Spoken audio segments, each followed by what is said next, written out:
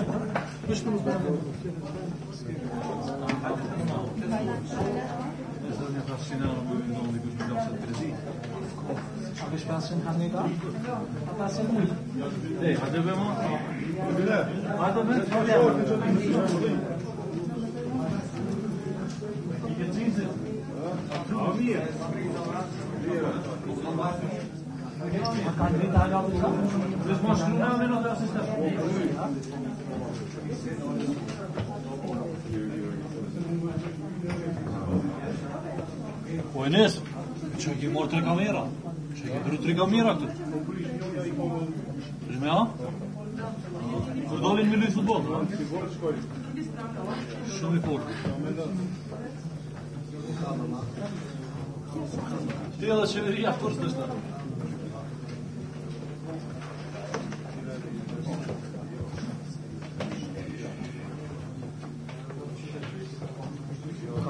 Para raportit Progresit.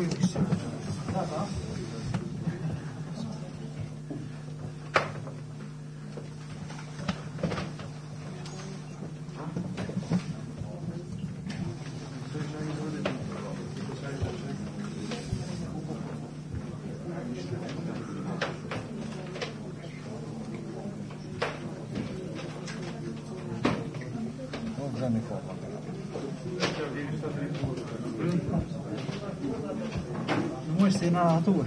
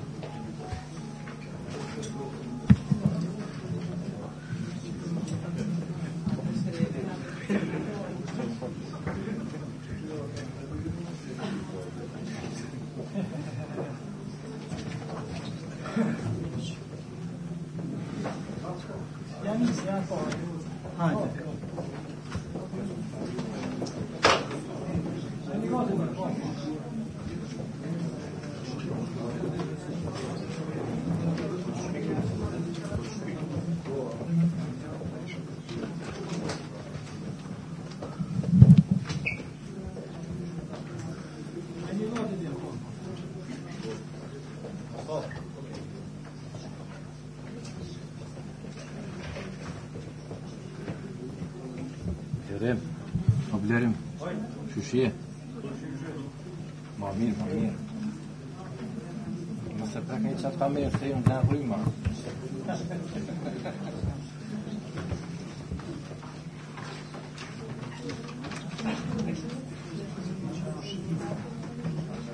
Që është qaj?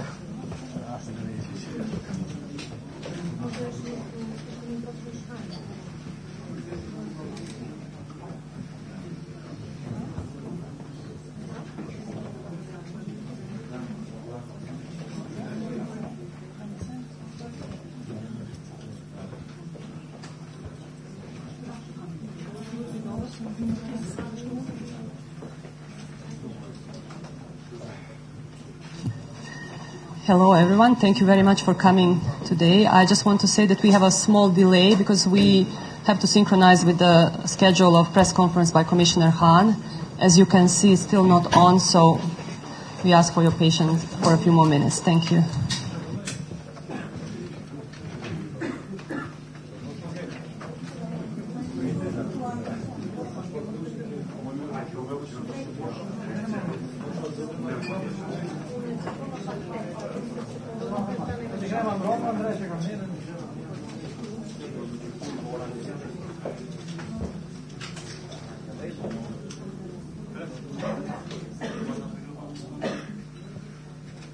Pas che batteria con.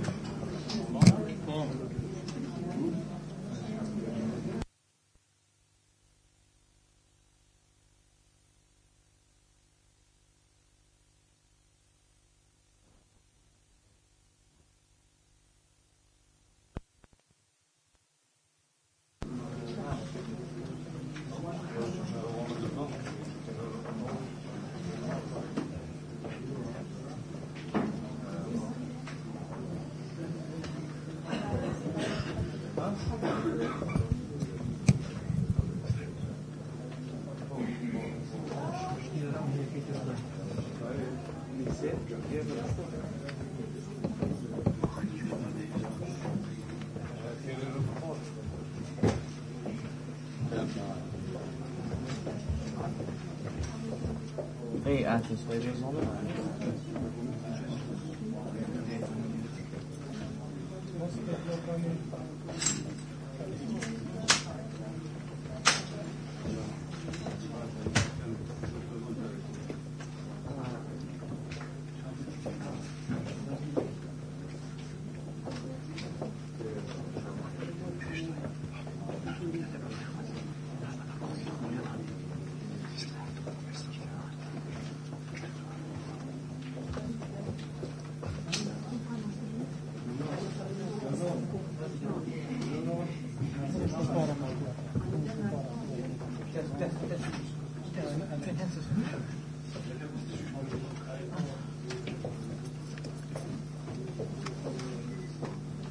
TPP, but at least I personally did not hear strong words against TTIP.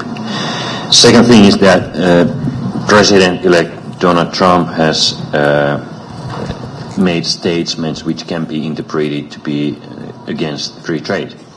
This we all have heard.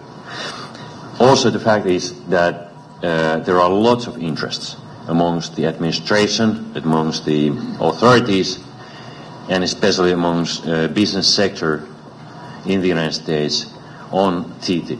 And one should not underestimate this. The underlying facts why the both sides, EU and the United States, decided to start negotiating comprehensive trade and investment agreement are still the same. They haven't changed. First of all, we want to improve trade because it generates jobs. Also, we want to create better environment for secure investments. And thirdly, this is a big issue in terms of geopolitical cooperation. So all those underlying facts are still there. But as everything else remains to be seen. The only thing which is sure now is uncertainty, and we just have to keep calm and wait once we start getting answers from the new administration and the president. Thank you. It has been clear for quite some time that TTIP would not be finished under this administration. And we will, of course, by the end of the year, take stock where we are. With the current administration. We'll discuss this with member states as well. It is clear that there will be a natural break in these negotiations. That would have been the case with any administration, because it takes some time before a new administration is in place, before everybody is confirmed, and so on. How long will that break be? Impossible to say. We need to know more about the future administration, about who is going to be USTR, and so on. So there's a lot of uncertainty here. There is still a very good case to have TTIP. To facilitate trade between the two biggest economic powers of the world makes all the sense in the world. And there are a lot of support for this in the US today as well. But we will have to wait. It's too early to say.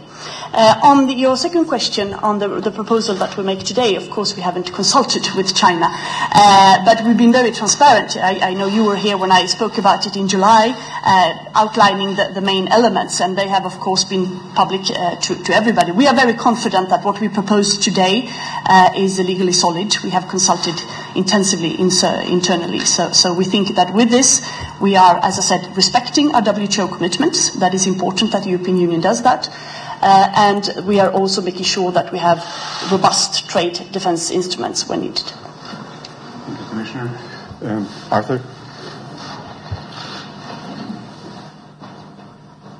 Beasley from the Financial Times. Just to go back to the American election, leaving aside the question of TTIP, as Trade Commissioner and Vice President, do you have any anxiety or any concern that essentially what we have now is a president-elect in the United States who has cast himself as someone who is against international trade? Leave aside the negotiation. And what would that mean if he were to pursue policies as he had suggested he would during the campaign? What would that mean for American relationships with Europe, for global trade in general, and for the economy? Thank you. It doesn't make a lot of sense to speculate what if. We all have heard what both candidates have said during the campaign, and this more or less we know from the standing point of President-elect at the moment. The uncertainty is around us in various issues, not only around trade, but at the same time we have to remember that transatlantic relationship has a lot of values, and I really don't believe that either side of the Atlantic would like to jeopardize the transatlantic or the value of a transatlantic relationship. It's very deep-going, deep-rooted for good reasons. It's not a cyclical issue. It's not a question of persons. It's we are representing the same value basis together with the Americans. We are representing the same values in world trade. We are representing the same values when it comes to human rights, etc. And also, we are partners in security. So, one should not underestimate these very deeply rooted values we have, but more we don't know simply. The new president will clarify different policies once in the office.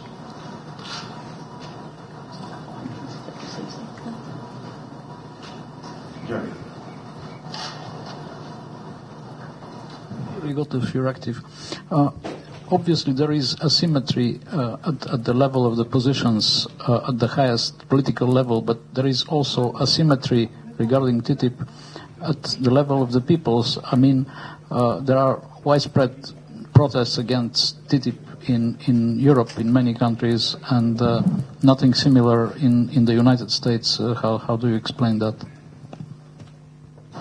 Well, as far as I have seen, and I agree with Jyrki, and I've really looked even in the regional media, TTIP has not at all been on the agenda, neither during the intense campaign, but also before. TTIP is simply not on the radar. What has been discussed in the US, in the bigger context of free trade, is NAFTA, pros and cons, and TPP. But TTIP is not really on the radar because it hasn't been seen as controversial, I imagine. Also, TTIP is not done yet. It is not an agreement. It is true that there are opposition to TTIP in some countries. It is also true that in many countries, the vast majority of the countries of the European Union, there is a strong majority in favor.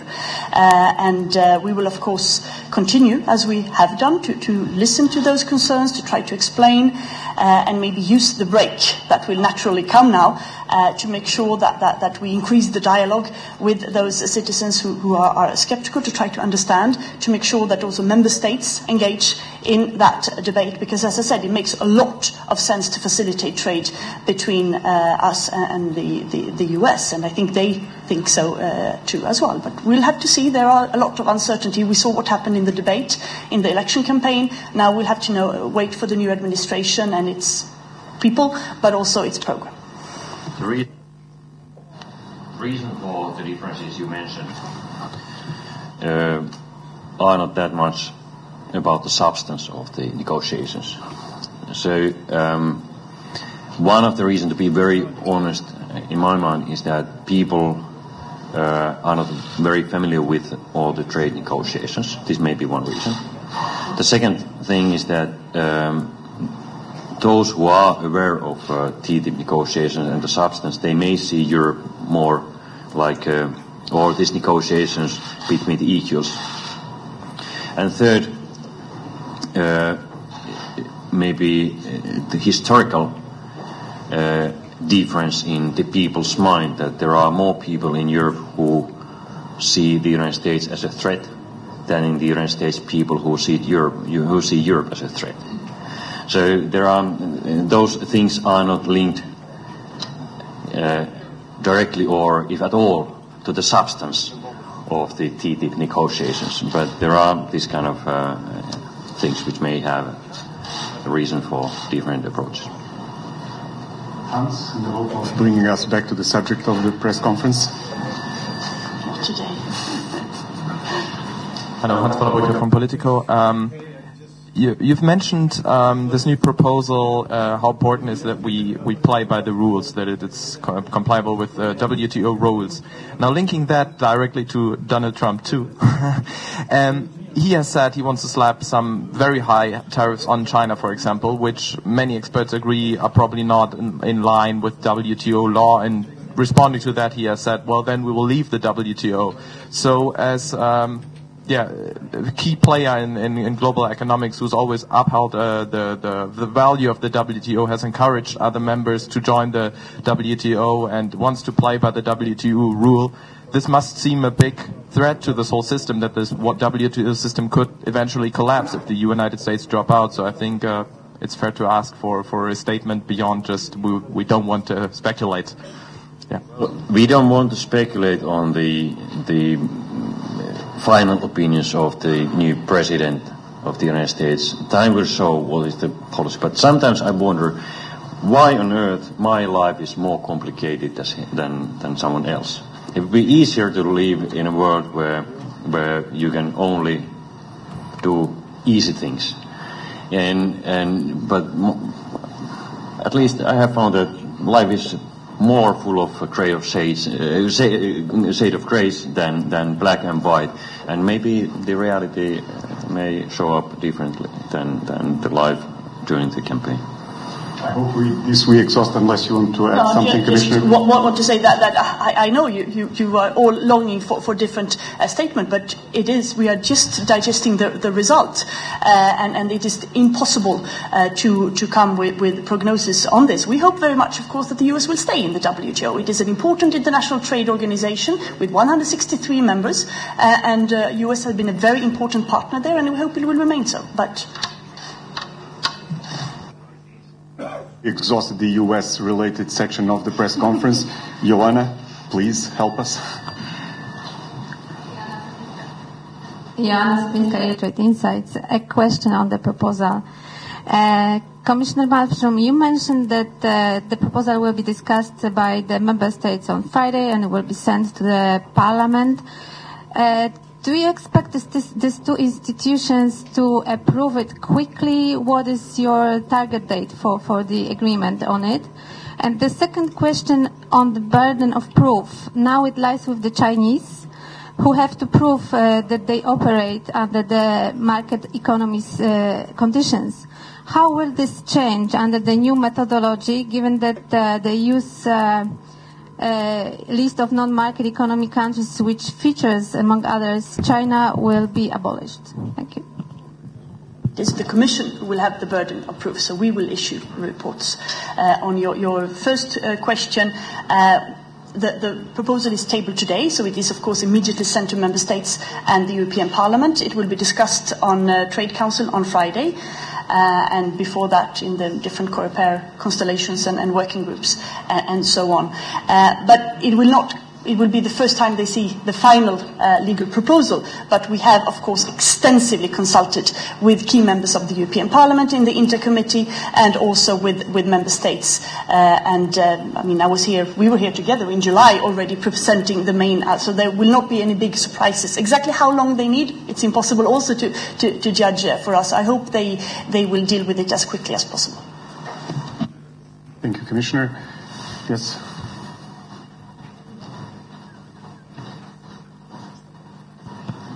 David Price, Your Democracy and Schuman.info. The largest area of global free trade which is distorted is in the energy sector, and there you have not only state intervention, but you have a cartel of state intervention in OPEC. When the OPEC was challenged, the price of oil and gas fell to the equivalent under $10 a barrel. Could you say what your policy is towards the short-term and long-term approach to dealing with that distortion of free trade?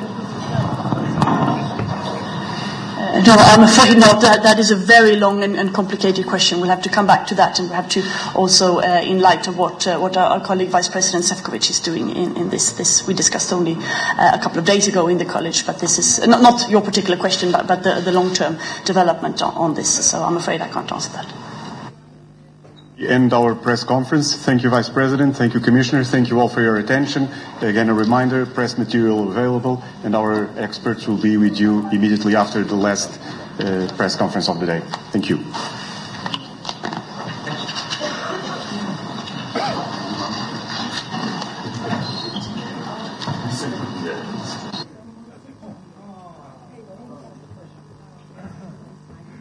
as you can see, Commissioner Hahn is next, so within I hope, a couple of minutes. Thank you.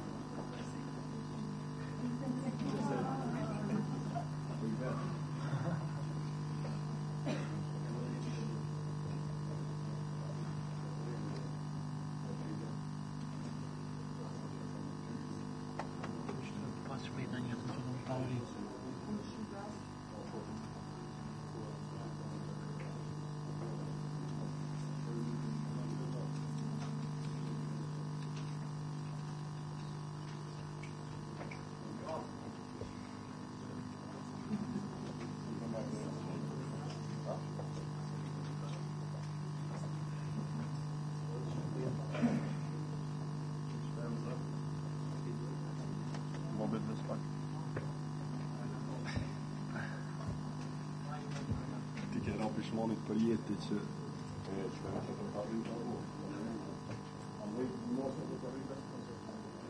Jo, zman.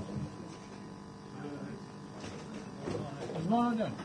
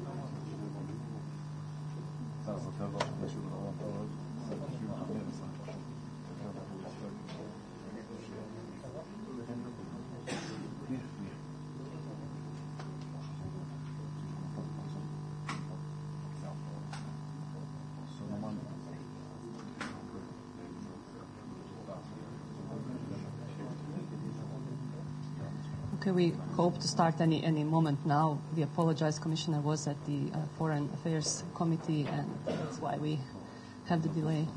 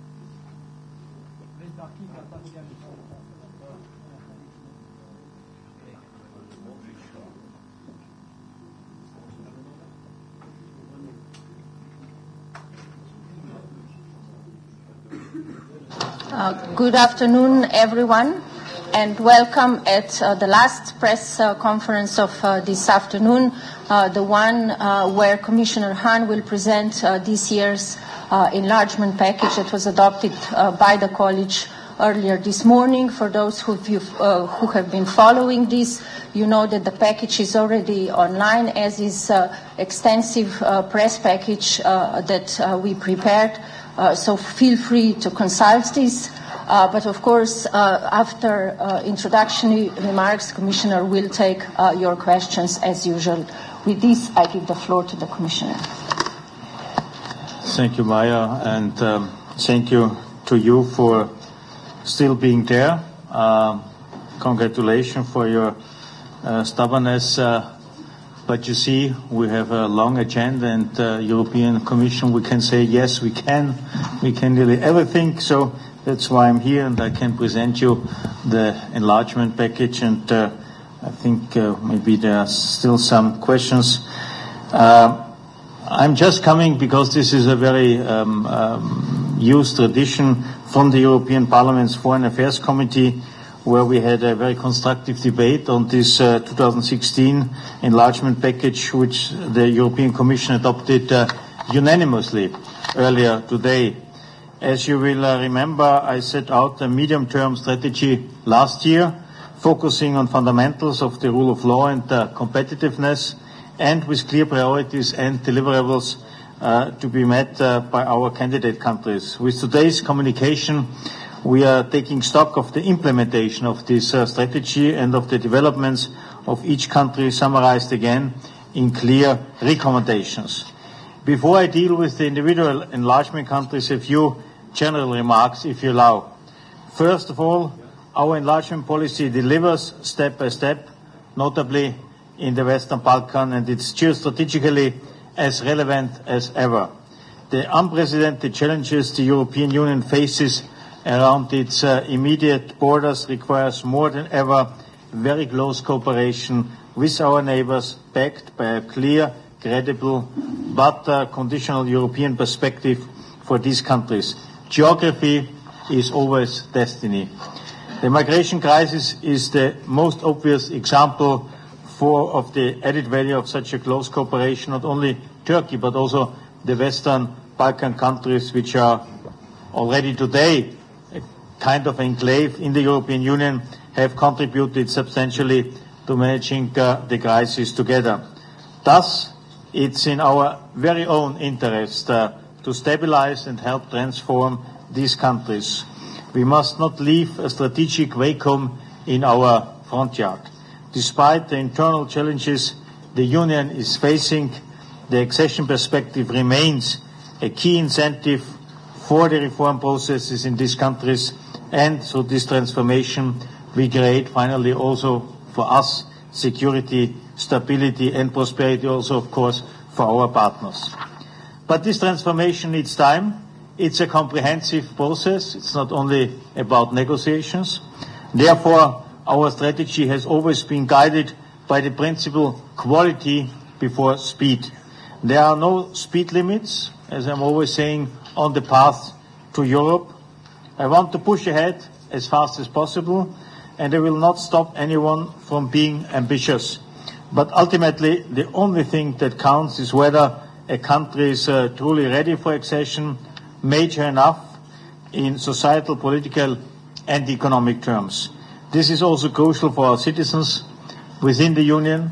They must see new members of our club are an asset and not a burden. Hence, each candidate country defines the pace of process and progress itself. I therefore urge the political leaders in our partner countries to take stronger ownership of reforms. We can't and we won't do their job for them and their citizens, and especially young people in their countries expect nothing less from them. Let me now come to individual countries.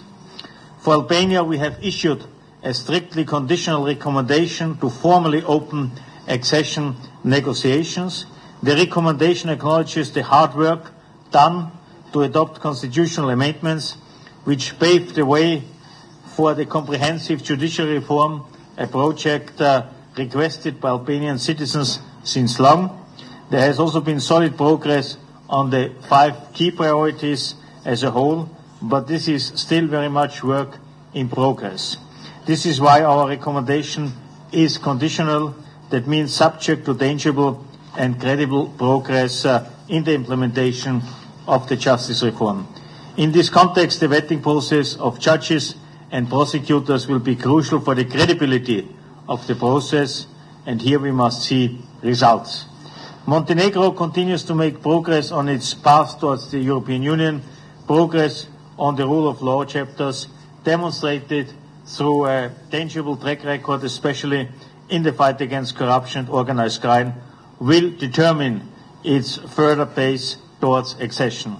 The recent parliamentary elections have been conducted under a substantially revised legal framework and overall in a more participatory and transparent manner. The fact that Montenegro stuck to its EU orientation despite pressure have to be highlighted. Serbia has made remarkable progress, resulting in the opening of the first 4 negotiating chapters, further progress in the normalization process with Kosovo and on rule of law will be key to continue the overall positive development. I am confident that the new government, which reconfirmed the strategic objective of Serbia's EU accession, will make all efforts to achieve this. Serbia needs also to be commended for its very constructive role in the migration crisis and its generally helpful role in the region. As for the former Yugoslavic Republic of Macedonia, on which I have been investing a bit of my time, the continuing political crisis is not resolved yet. Recent positive steps in the context of the Brezhnev Agreement, especially the elections in December, can be seen as a vital opportunity to overcome this for good. That's what the country's citizens rightly demand. Credible elections, the unhindered work of the special prosecutor, and the implementation of all the urgent reform priorities are prerequisites for this.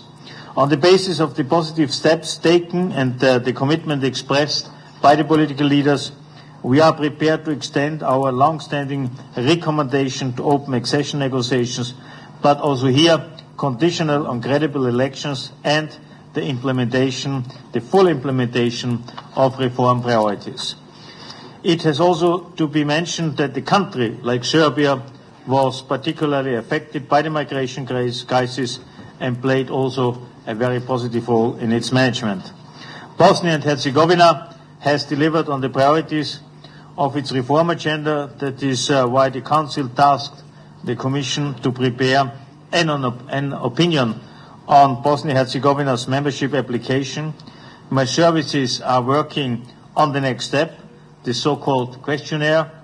A positive outcome will depend on progress with tackling socio-economic reforms, strengthening the rule of law and public administration, and implementation of the adopted coordination mechanism.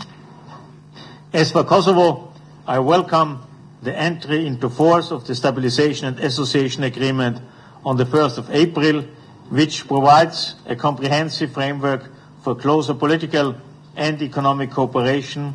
I commend Kosovo also for the good progress made on visa liberalization, but it's now high time that the 2 remaining benchmarks are fulfilled. Kosovo's leadership must now deliver on its citizens, and I will have an opportunity already on Friday to discuss it with them.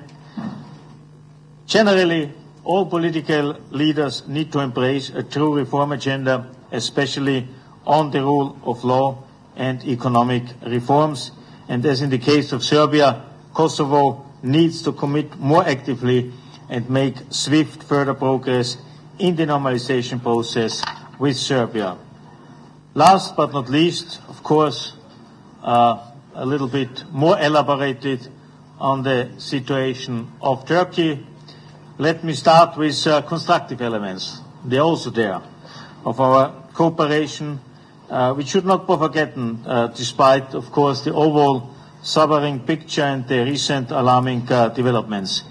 We acknowledge in our report fully the difficult situation Turkey faced with the attempted coup, which the European Union, like all the other international representatives, condemned immediately and in the strongest terms. We highlighted also Turkey's remarkable achievement to give shelter and provide decent care to the large number of Syrian refugees it hosts.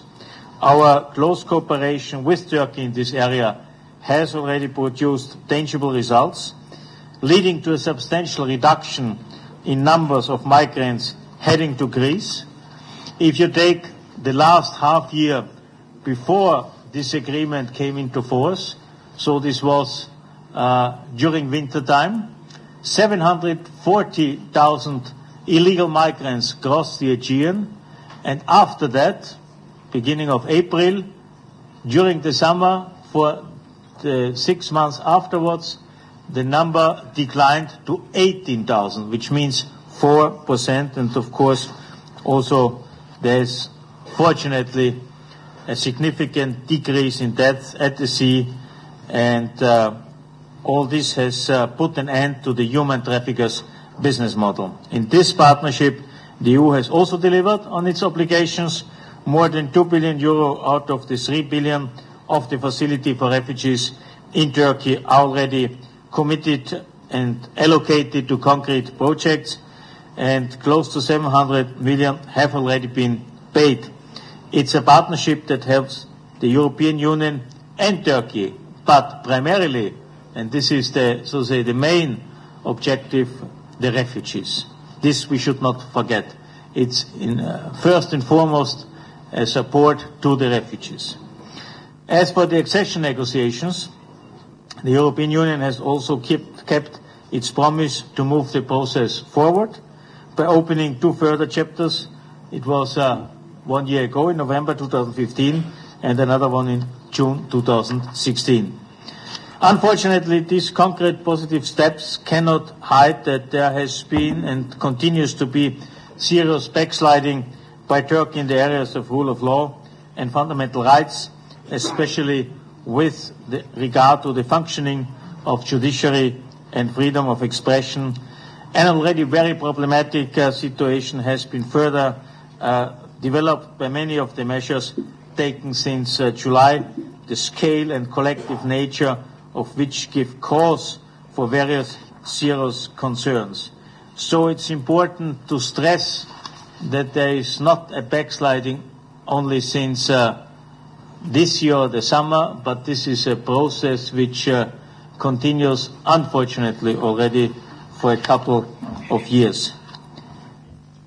Our analysis also shows backsliding in the area of public administration reforms and structural economic reforms. In short, the European Union was committed to use all challenging situations to strengthen our ties with Turkey, but in key areas of our relationship and on core international commitments to which Turkey has signed up, Ankara has clearly chosen to move away from Europe, not closer towards it.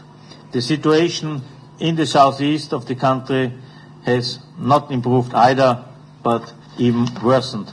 This is a very sobering analysis, given that already last year's report pointed to serious shortcomings, resulting in concrete recommendations, yet these were largely ignored despite an intensified cooperation and engagement on our side. The well-known critical developments of the last few days confirm, unfortunately, the overall assessment of our report. We say very clearly in our report that a robust response to the coup attempt under the state of emergency was logical, but the measures taken since July now affect the whole spectrum of Turkish society, from the military and the police to university professors, teachers, lawyers and judges, media and all parts of the business community. The very large scale of detentions and arrests, combined with the seizing of property, the overall lack of due process, all this can hardly be seen as protective precautionary measures under the state of emergency. These measures are, on the contrary, destabilizing the country and polarizing the society to the highest degree. And they are hardly helping Turkey as an investment location, but also as a tourism destination, and this in already difficult times. Let me be clear, we are not making this up as we go along. We are not discriminating, as some say mistakenly. On the contrary, we are measuring Turkey with the higher standards precisely because it's a candidate country and has itself subscribed to these rules as a sovereign choice. All European Union institutions, many member states, the High Representative, as well as the Secretary General of the Council of Europe, of which Turkey is, as you know, a member, have repeatedly called upon Turkish government to respect the rule of law in full and strictly apply international human rights standards, which is a must, even, and this I have to emphasize, under the acknowledged challenging circumstances. We are ready to assist Turkey by fulfilling all the maintaining benchmarks required for visa liberalization, which is also a part of the EU-Turkey statement. This is key, especially with regard to Turkey's current anti-terrorism legislation. With all due respect to the multiple threats Turkey faces and to which it must respond, this legislation must be changed, must be modified to make sure it cannot be used against opposition, journalists, academics, and other members of the society. In the same way, let me reiterate a related point Federica Mogherini and I made last week in response to the detention of members of the parliament, in particular from the HDP. We are seriously concerned that this will add further fuel to the conflict in the southeast. We are deeply convinced that the Kurdish issue can only be solved politically, not as an armed conflict.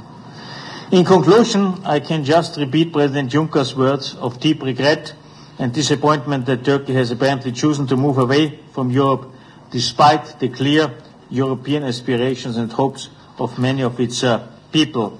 Our commitment and concrete engagement with Turkey was and is sincere for the sake of the people, but the ball is clearly in Turkish court now, and it's up to the responsible Turkish authorities to take a clear decision about Turkey's future. Turkish leadership must tell us what they want, and they must explain it to their people. Let me add, this includes the abolition of the death penalty, no matter what its legal scope is. The country report for Turkey adopted today, also in that special chapter, unanimously by the Commission, was already been discussed, as I said at the beginning, in the European Parliament's Foreign Affairs Committee. I think I can say there was broad consensus. It will also require a thorough and open discussion amongst member states on our future relationship with Turkey, and I suppose the Foreign Affairs Council on Monday will be a first opportunity. We owe an honest, straightforward, and above all, supporting reaction to the people of Turkey. So once again, thank you for your attention and interest. Thank you very much, Commissioner. We now have time for your questions. As usual, please introduce yourself and the media you're working for, and use the mic when you ask your question. I'll start with Jennifer first, and then Ivan. Thank you. Jennifer Rankin from The Guardian. I'm here. There are more member states and MEPs who want to end Turkey's accession talks. What would be your recommendation, given all the concerns you've expressed? Is it Commissioner Hahn, since the discussion is going in another direction, and I would like to invite Ms. Natalia Apostolova, head of the EU Office, EU Special Representative, to brief you more in detail on Kosovo report.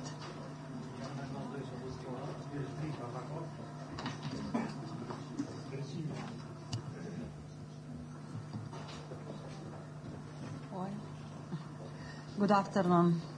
Ladies and gentlemen, first of all, I would like to thank you for your patience.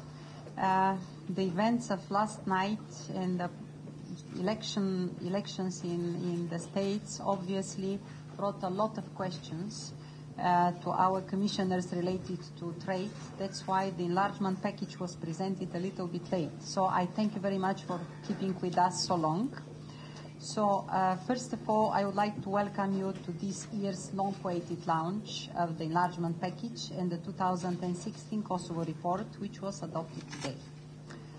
Let me start by saying that this year marks a new era into the Kosovo-European Union relations, with the entry into force of the Stabilization and Association Agreement.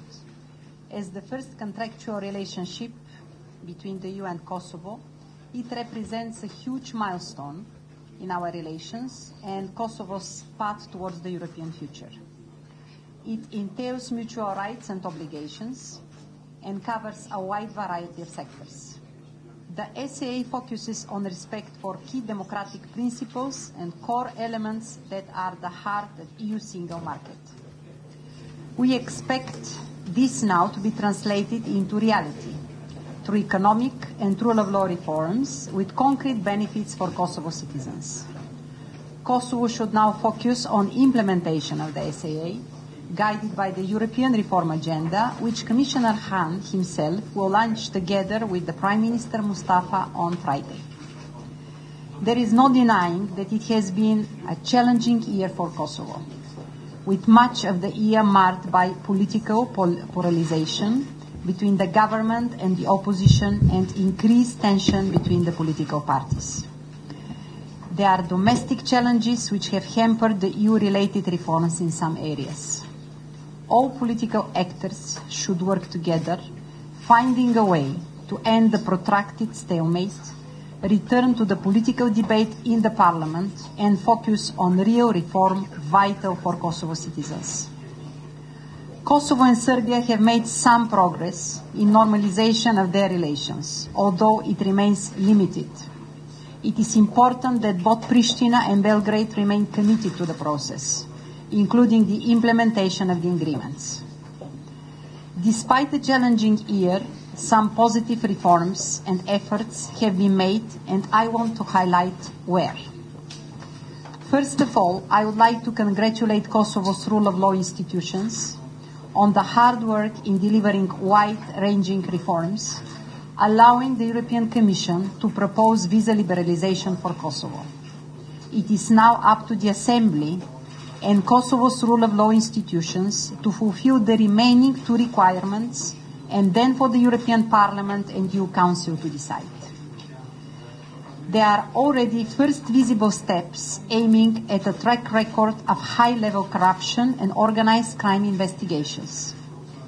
This is due to the good progress over the last year noted on the rule of law area made by law enforcement and judicial institutions in Kosovo.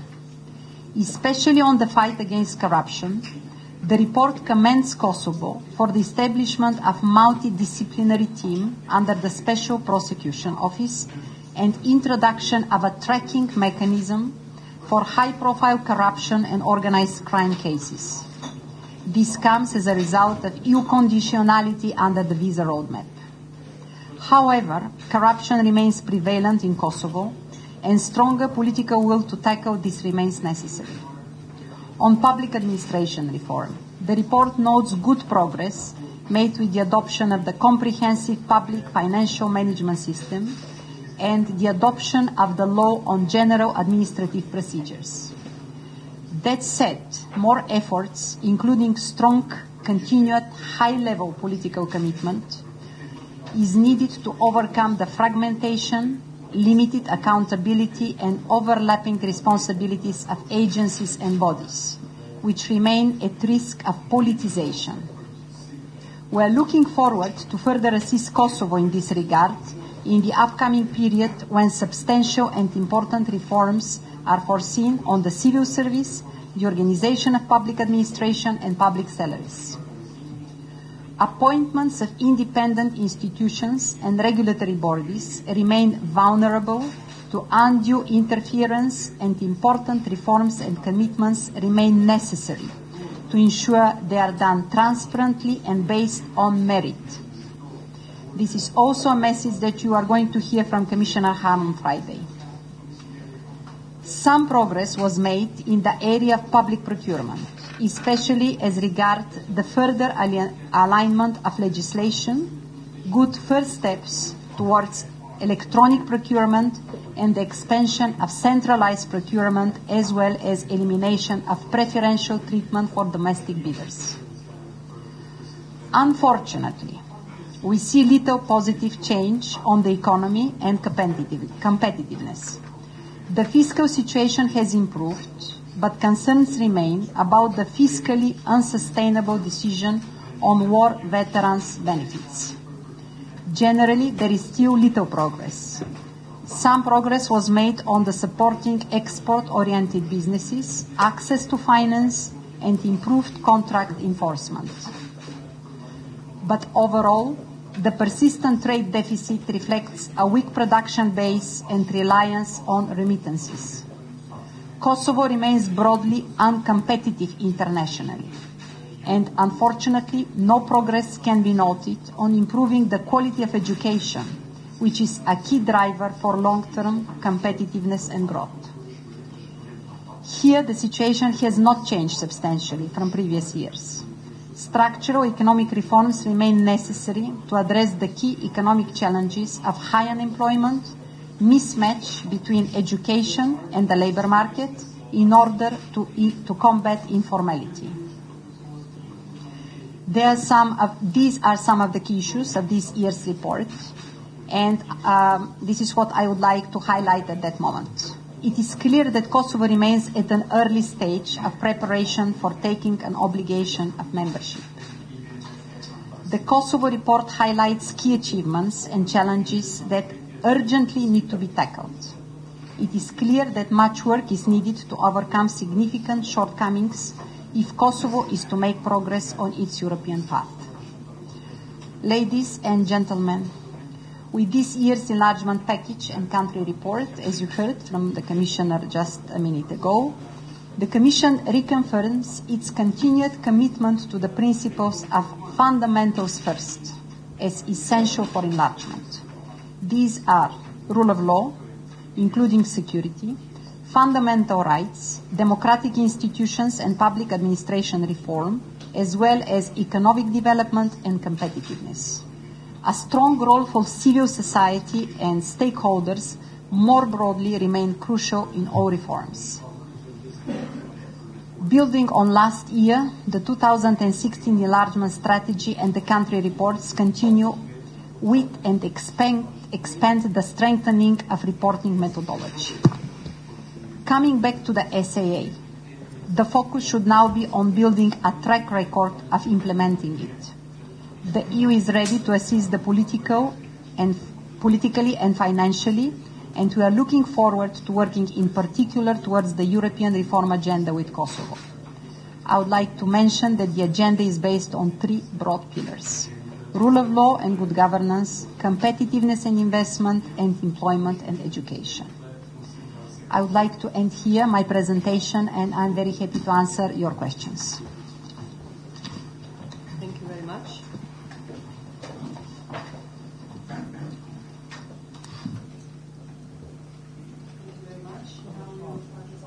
Ask you to please state your name and media you're coming from before the question. Okay, we have the first one here, Article 2. Hi, Siniša Kostić, Radio Televizija Kosova 2. Da li postoji neka veza između vizne liberalizacije i ovog izveštaja o napretku koji predstavlja? Sorry. Should I repeat again? Da li postoji neka veza između vizne liberalizacije i izveštaja o progresu o napretku koji predstavlja? Is any connection with visa liberalization and progress report, which is presented today? Thanks. Thank you for this question.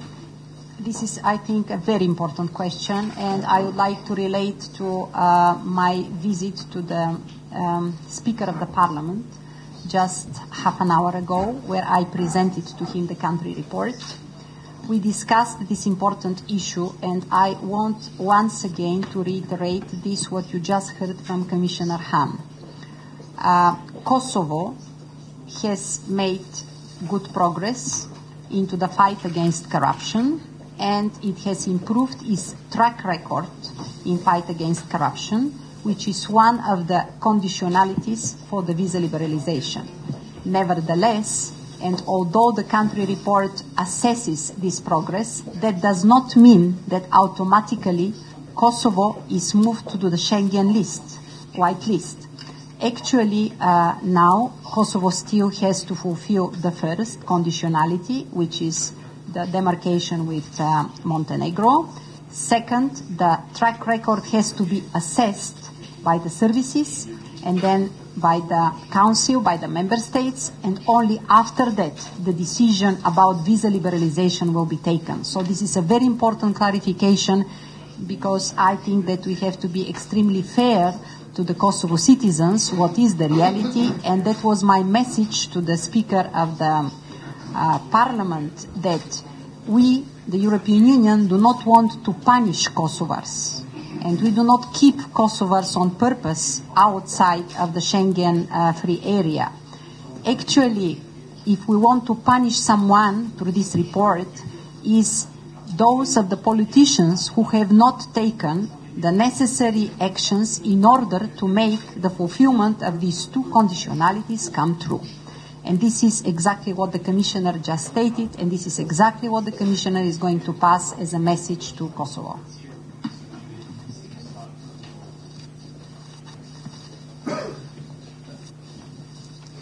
Sejdi Halimi, shoqëria civile. Ju lutem, ju e cekte fort mirë që ka përparime në disa fusha, si në fushën e sundimit të ligjit, sundime dhe tjera.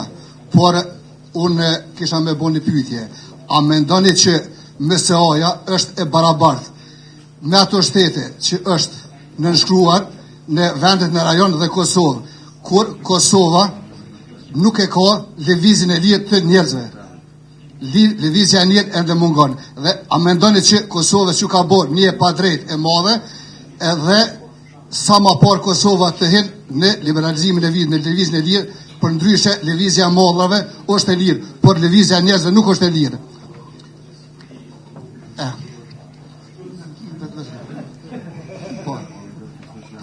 Edhe në fushën e prokurimit publik e cekt që duhet të bëni, se këto fusha e prokurimit është një pjesë më e ndjeshme. Besoj që edhe në këtë fushë ju e ceket që është arrit prokurimi elektronik dhe se, por paraja publike është shumë e rëndësi. Ju faleminderit.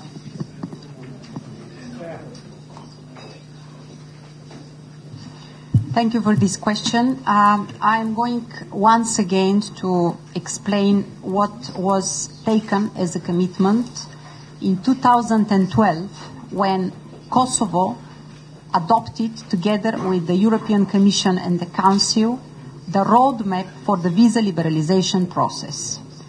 The commitment which was taken by Kosovo was two conditionalities. First one was the demarcation, the neighborly good relations with Montenegro, and second one was the fight against corruption, a sustainable track record. This is a process which the present country report, as you rightly said, assesses that on some of them we have already improvement. The track record, the fight against corruption, the fight against organized crime, and the rule of law implementation, which means more robust judiciary, is already there. And we are commending you for this through this report. Nevertheless, this does not change automatically the two conditionalities. And here I again do not want to repeat myself, but there is nothing which is making Kosovo population discriminated compared to the other countries in the region. The conditionalities and the benchmarks are set during the negotiation process. Kosovo has agreed on that roadmap. So it is up to the politicians to really stir the fulfillment of these two conditionalities. What you said about the procurement is extremely important. The procurement is one of the very important areas where we as EU are trying to help you. We have program which is working together with the Ministry of Finance. We have programs which are with public administration mechanisms. We have programs where we would like to see more transparent way and more organized way of the way how the funds are spent. So I agree with you that this is one area where the EU needs to be extremely active and to assist Kosovo. Any more questions? Yes, please. Shëndetje, unë jam Besnik Tahiri, Jan Kosova. Ms. Apostolova, I have two questions for you. The first one is on economic criteria. This report is saying that the unsustainability decision related to the war veterans benefits. Are you familiar with this issue, and do you have exactly any advice for the Kosovo government or the parliament or politicians? How should they deal with this? Because it seems to be like a big issue. And my second question is about when you were talking about the fight against organized crime and corruption, it's saying that there are some gaps in the legislations remains and enforcement's need. How could be any kind of gaps when we know that the European Union gives Kosovo so much money, and you have EULEX here? How could it be these kind of gaps? Thank you. I'll start with the first question. War veteran scheme. This is an issue about which we as EU are extremely concerned. And I'll tell you why first we are concerned as EU, and after that I'll speak about the international community. You may know that the European Union has a very generous assistance package to Kosovo, but unfortunately this assistance package, which only for a year and a half counts at 25 million budget support, is conditional to the standby agreement which IMF has to conclude with Kosovo. At the moment, as you know, the IMF standby agreement is put on a hold, or it's looked at, because of the war veteran scheme and because of the fact that the Ministry of Finance, the government, has to propose options how this issue is going to be solved, because obviously the sum of money which is dedicated to that group compared to the other expenditures in the budget is not argumented, at least for the IMF. So for us it is extremely important to have the IMF standby agreement, because otherwise we could not deliver to you the budget support which we would like to deliver in the next years. This is going to put on standby number of our projects and programs, which is dangerous. So I have met already the Minister of Finance. He has informed me that they are working on different options. The IMF, by the way, will be here these days to have a new assessment, and we are looking very much in a solution, because otherwise both our assistance but as well Kosovo budget is going to suffer. On the issue about rule of law, fight against corruption, and what else has to be done in order to reach the necessary alignment. I wouldn't link the fight against corruption, EULEX mandate, and the money which we are spending here. Because, first of all, we have a very ambitious rule of law program which is assisting you to make your legal institutions more robust. We have embedded experts in the Ministry of Justice. We are as well speaking today about improvement into the rule of law and independence of judiciary. And this is actually due to the incredible role which was done and work which was done by EULEX. EULEX is our biggest mission. And EULEX in the past years have done incredible job in order now in this report we to assess that your judiciary is more robust, that you have a good track record already, first steps in fight against corruption, that you have already amended laws. The Constitution was amended in order to have this Judiciary Council, which is so important to have the appointments not related to political parties or leaders. And all this comes to show that EULEX has played a very important role for the judiciary of Kosovo.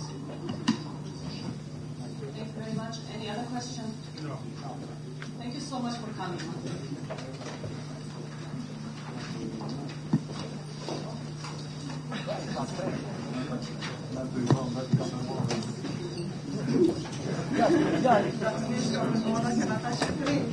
So we wait now until the carpet is first. Okay, 1, 2, and 0. Yes, I just